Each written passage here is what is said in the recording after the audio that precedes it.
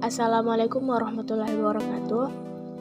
Perkenalkan, saya Dewianti Landari, NIM 21 2020 3861 206126 dari Program Studi Perbankan Syariah Fakultas Ekonomi dan Bisnis Islam.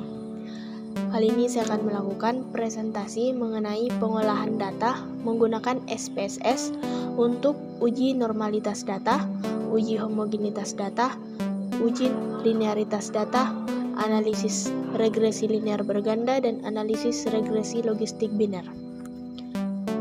Tujuan pembuatan video ini adalah untuk pemenuhan ujian tengah semester mata kuliah statistika. Yang pertama, uji normalitas data. Apa itu uji normalitas data? Uji normalitas adalah sebuah uji yang dilakukan dengan tujuan untuk menilai sebaran data pada sebuah kelompok data atau variabel, apakah sebaran data tersebut berdistribusi normal ataukah tidak. Dasar pengambilan keputusan dalam uji normalitas: yang pertama, jika nilai signifikansi lebih dari 0,05, maka data penelitian berdistribusi normal. Yang kedua, sebaliknya, jika nilai signifikansi kurang dari 0,05, maka data penelitian tidak berdistribusi normal. Langkah-langkah melakukan uji normalitas Kolmogorov-Smirnov dengan SPSS. Langkah pertama adalah persiapkan data yang ingin diuji dalam file dokumen, Excel atau yang lainnya untuk mempermudah tahapannya nanti. Setelah itu, buka program SPSS pada komputer Anda, lalu klik variable view di bagian pojok kiri bawah. Selanjutnya pada bagian name, tulis saja motivasi, kemudian prestasi.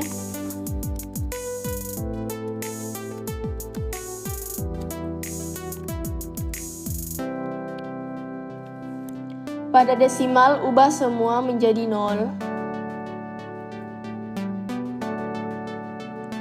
Untuk bagian label, tuliskan motivasi belajar.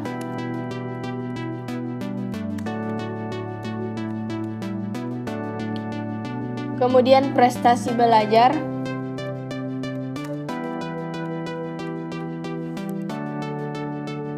Abaikan yang lainnya. Setelah itu, klik data view dan masukkan data motivasi belajar dan prestasi belajar yang sudah dipersiapkan tadi ke program SPSS. Sesuai nama variabel, bisa dengan cara copy paste.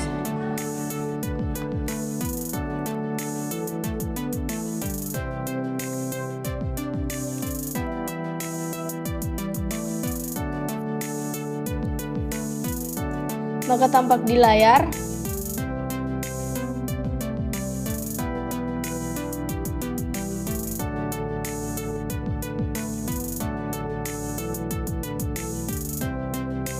Langkah berikutnya, kita akan memunculkan nilai unstandardized residual atau RES1 yang selanjutnya akan kita uji normalitasnya. Caranya adalah dari menu SPSS, pilih menu Analyze, kemudian klik Regression, lalu pilih Linear.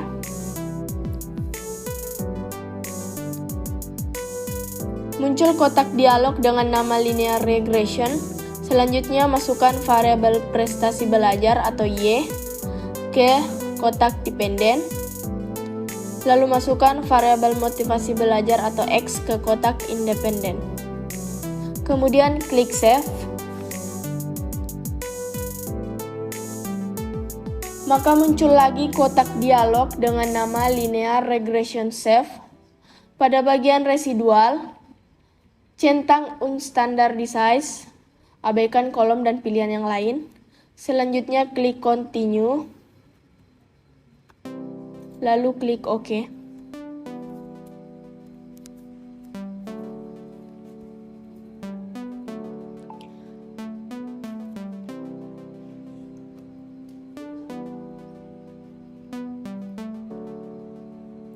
Abaikan saja output yang muncul dari program SPSS. Perhatikan pada tampilan data view, maka akan muncul variabel baru dengan nama RES1, maka tampak di layar SPSS. Langkah selanjutnya untuk melakukan uji normalitas Kolmogorov-Smirnov, pilih menu Analyze,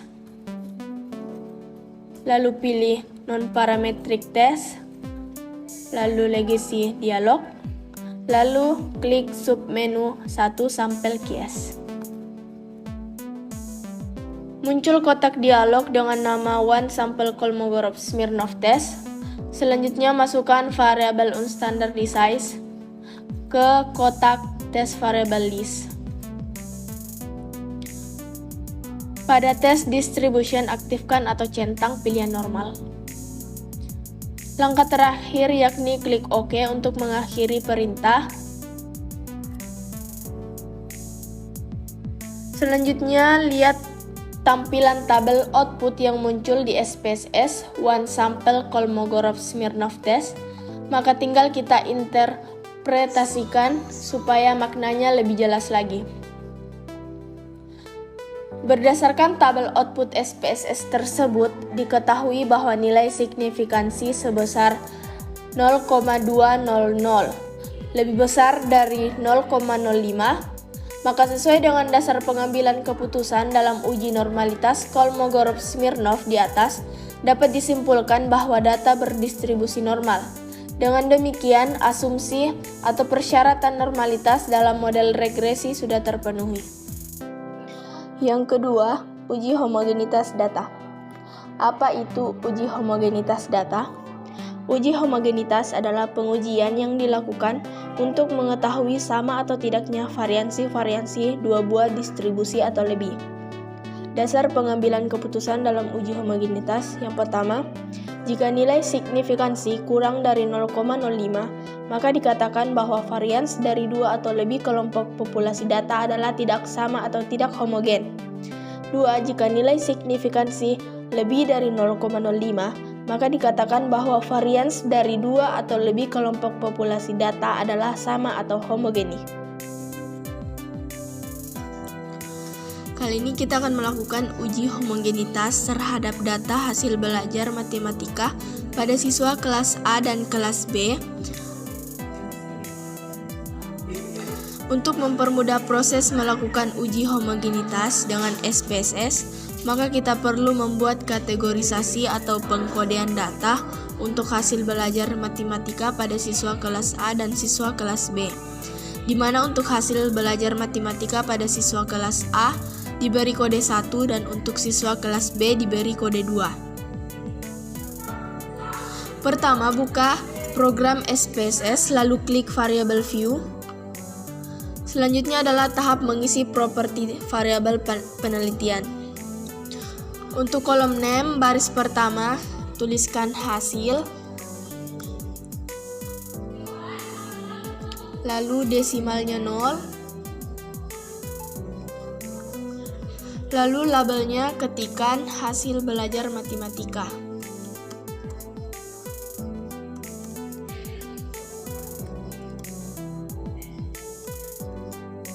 Untuk kolom name baris kedua, tuliskan kelas, lalu desimalnya 0, lalu label ketikkan kelas. Untuk mengisi properti values, maka klik kolom none hingga muncul kotak dialog value label. Pada kotak value isikan 1 dan pada kotak label isikan kelas A. Lalu klik add. Kemudian isi kembali pada kotak value dengan angka 2 dan pada kotak label tuliskan kelas B. Lalu add. Jika pengisian sudah dilakukan dengan benar, selanjutnya klik OK. Setelah itu klik data view, lalu masukkan atau input data hasil belajar matematika untuk siswa kelas A. Lanjutkan di bawahnya hasil belajar untuk siswa kelas B ke kotak hasil. Kemudian masukkan data kategorisasi atau kode kelas A, dilanjutkan di bawahnya kode kelas B ke kotak kelas.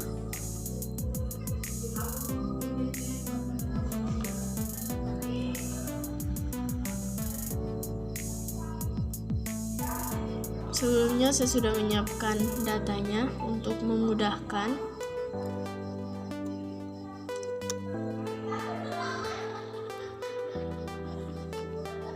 Setelah itu kita paste.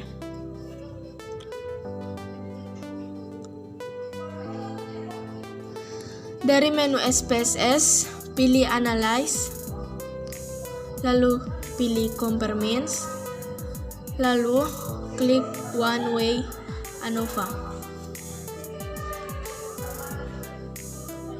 Muncul kotak dengan nama One Way ANOVA. Selanjutnya masukkan variabel hasil belajar matematika ke kotak Dependent List dan masukkan variabel kelas ke kotak faktor.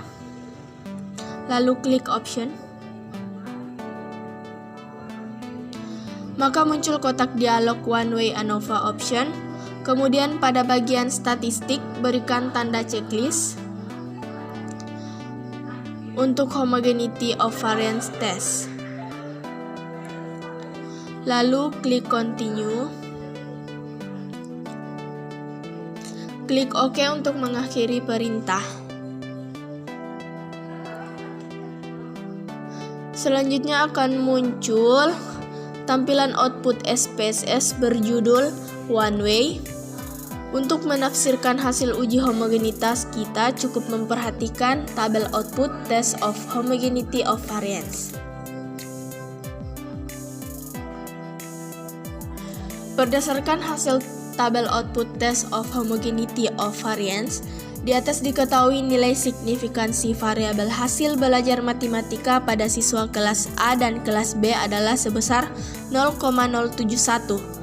Karena nilai signifikan 0,071 lebih besar dari 0,05, maka sebagaimana dasar pengambilan keputusan dalam uji homogenitas di atas dapat disimpulkan bahwa varians data hasil belajar matematika pada siswa kelas A dan kelas B adalah sama atau homogen. Yang ketiga, uji linearitas data. Apa itu uji linearitas data? Uji linearitas bertujuan untuk mengetahui apakah dua variabel mempunyai hubungan yang linear atau tidak secara signifikan.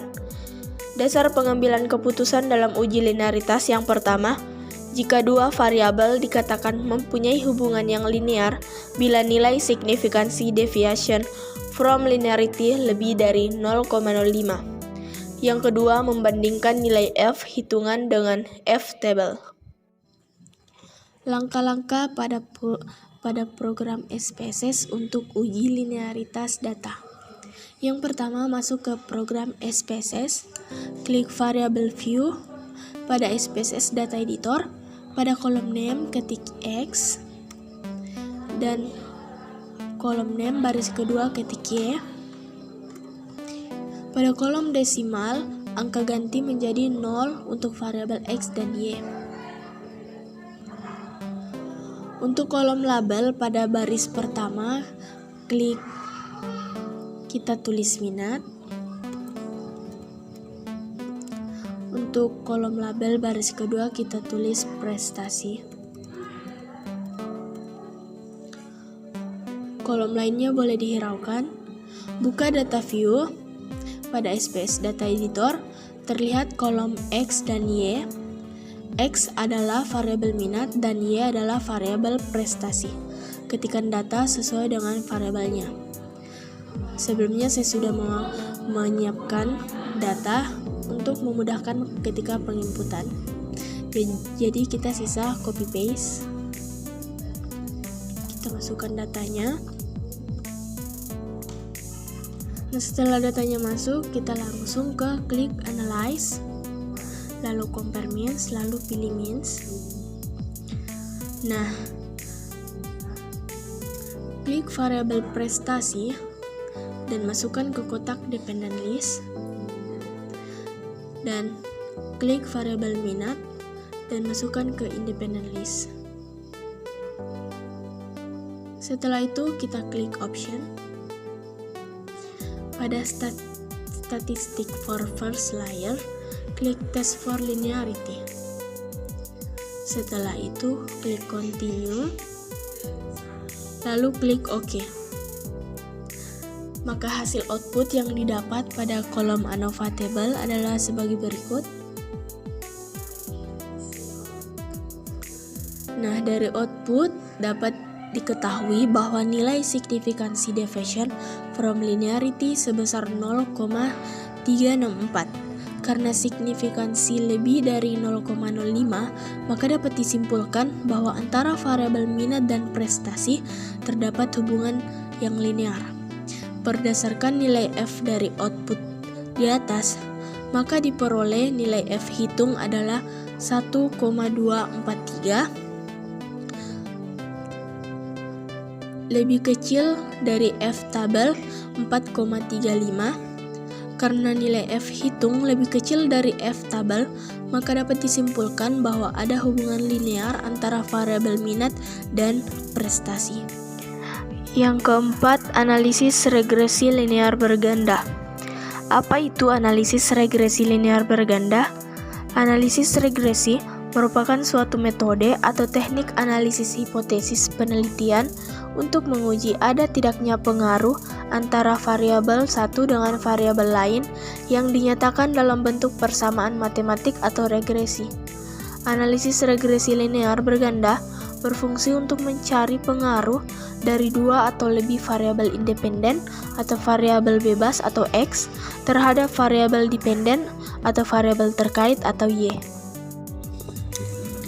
Nah, kali ini kita akan melakukan analisis regresi linear berganda untuk mengetahui apakah ada pengaruh variabel motivasi X1 dan variabel minat X2 terhadap variabel prestasi atau Y. Data penelitian ini mempunyai sampel sebanyak 12 orang siswa. Langkah-langkahnya itu, pertama kita buka program SPSS, kemudian klik variable view. Selanjutnya pada bagian name, kita tulis motivasi.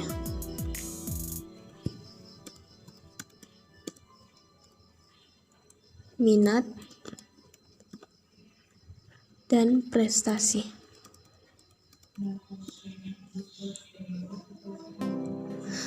Pada desimal, ubah semua menjadi angka 0.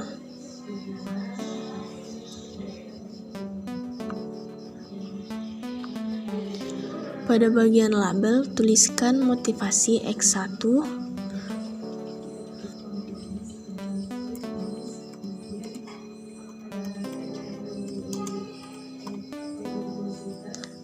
minat X2,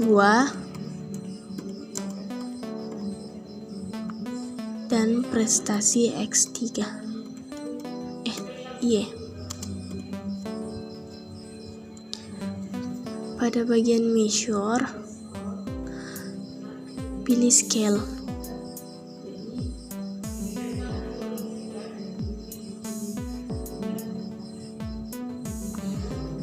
Setelah itu, klik data view, lalu masukkan data motivasi, minat, dan prestasi yang sudah dipersiapkan tadi.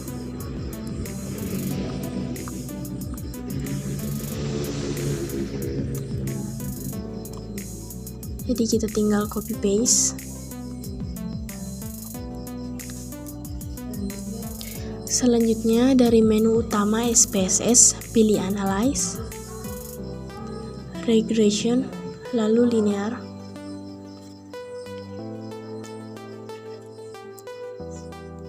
Muncul kotak dialog dengan nama Linear Regression. Masukkan variabel motivasi atau X1, minat X2 ke kotak independen.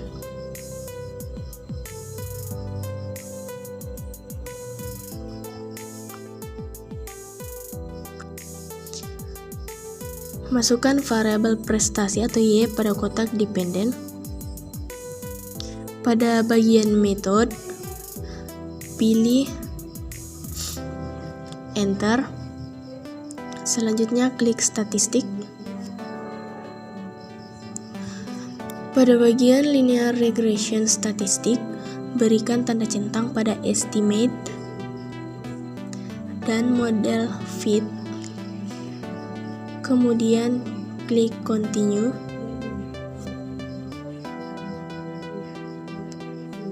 Langkah terakhir adalah klik OK. Maka akan muncul output SPSS.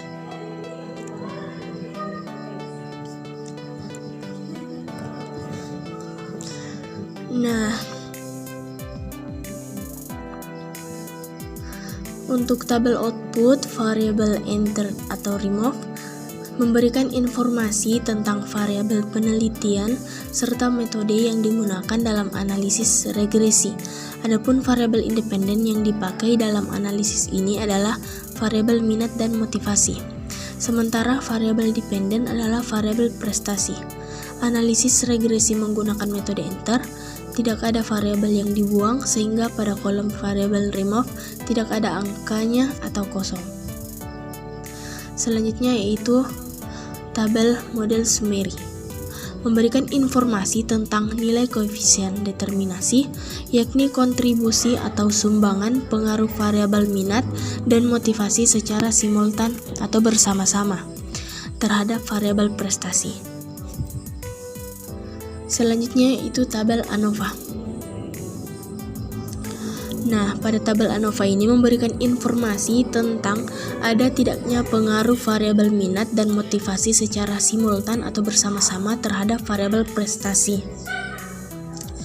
Selanjutnya yaitu tabel koefisien, memberikan informasi tentang persamaan regresi dan ada tidaknya pengaruh variabel minat dan motivasi secara parsial atau sendiri-sendiri terhadap variabel prestasi.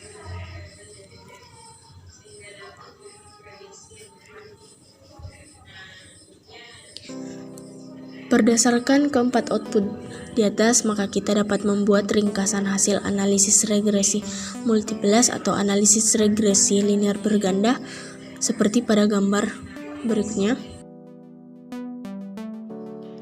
Yang kelima, analisis regresi logistik. Apa itu analisis regresi logistik? Analisis regresi logistik merupakan regresi yang menguji apakah terdapat probabilitas terjadinya variabel dependen dapat diprediksi oleh variabel independen.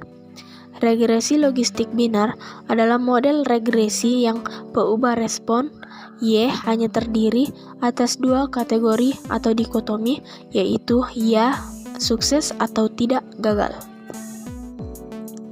Langkah-langkah melakukan analisis regresi logistik. Yang pertama yaitu kita masuk ke variabel view.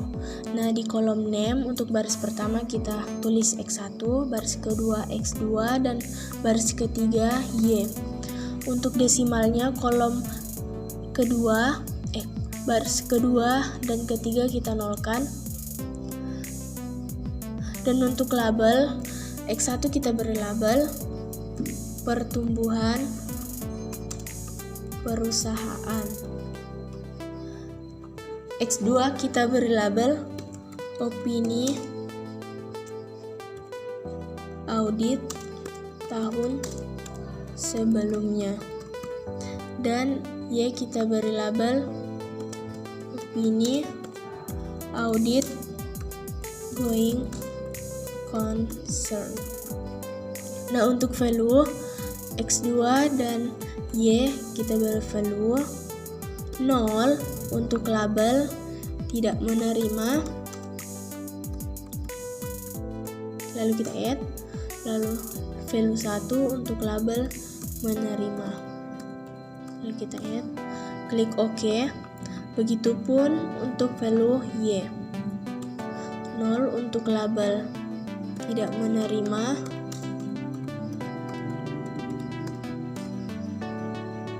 dan 1 untuk label menerima.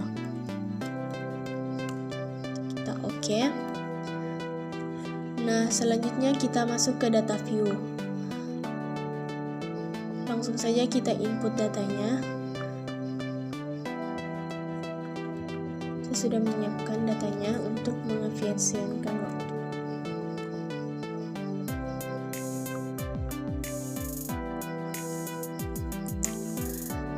Setelah itu kita klik analyze, lalu regression, pilih binary logistik. Nah, untuk opini audit going concern atau Y, kita masukkan ke dependent list.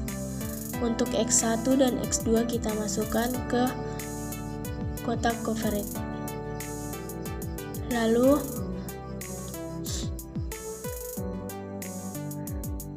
klik option,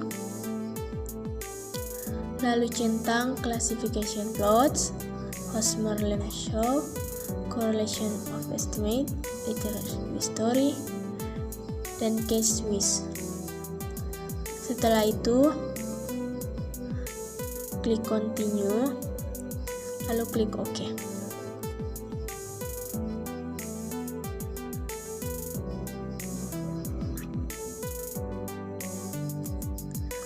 Nah, untuk tabel case processing summary, yaitu jumlah data yang diteliti ada 22.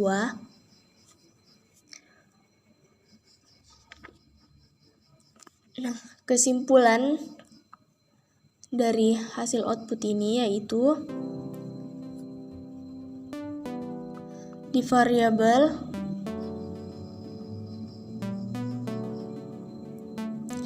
di tabel variabel in the equation, yaitu variabel pertumbuhan perusahaan atau X1 sebesar 2609 dan p-value SIG sebesar 106.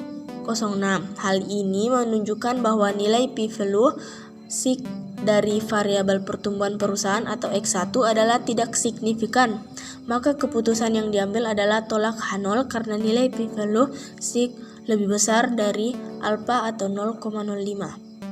Variabel opini audit tahun sebelumnya atau X2 sebesar 4575 dan p-value SIG sebesar 0,032.